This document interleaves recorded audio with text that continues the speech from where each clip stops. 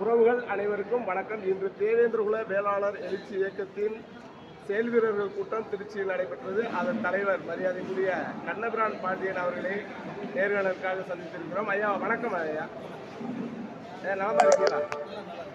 சொல்லுங்க. செயல் வீரர்கள் கூட்டத்தில் முக்கியமான முடிவுகள் எடுத்திருக்கீங்க, அதை பற்றி விரிவாக பேசுவோம்.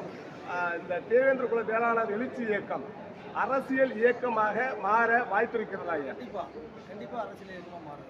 அவ்வாறு மாறும்போது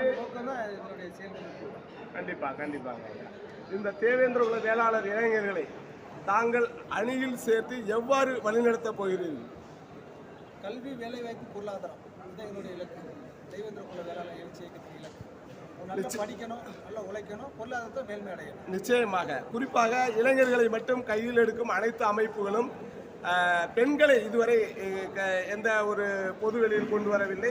அதற்கான முயற்சியில் ஈடுபட வாய்ப்பு. கண்டிப்பாக பெண்களுக்கு சம உரிமை கொடுக்கும்போது கண்டிப்பாக அவங்க முன்னாடி வருவாங்க.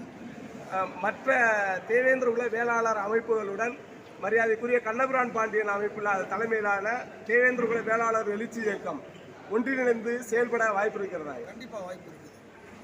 அவ்வாறு ஒன்றிணைந்து செயல்படும் போது ஒற்றை தலைமையை ஏற்க தயாராக இருக்கிறீர்கள்? கண்டிப்பாக ஏற்க தயாராக. யாரை ஏற்க முன் வருவீர்கள்? அது மக்கள் தான் முடிவு செய்வாங்க. நிச்சயமா ஐயா. அதுபோல செயல் வீரர்கள் கூட்டத்தில் முக்கியமான முடிவுகள் எடுக்கப்பட்டிருக்கும். அந்த முக்கியமான முடிவு என்ன அப்படின்றத சொல்லலாமா? முக்கியமான முடிவு வந்து தமிழகத்தில் பூரண மதிகளை கொண்டு வரணும். நிச்சயமா. ரெண்டாவது, தமிழகத்தில் இருக்கிற சுங்கச்சாவடிகளை மத்திய அரசு அப்புறப்படுத்த வேண்டும். இது மாநில அரசு மத்திய அரசுக்கு வலியுறுத்த வேண்டும்.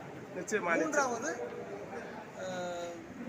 பட்டியலில் இருக்கும் மக்களை வெளியேற்ற வேண்டும். அதாவது விடுதலை. அதாவது இப்போதைக்கு தேவேந்திரகுல வேளாளர் மக்கள் மட்டுமே எங்களை பட்டியலை விட்டு வெளியேற்றிக்கணும் கேட்டுக்கிட்டு இருக்காங்க.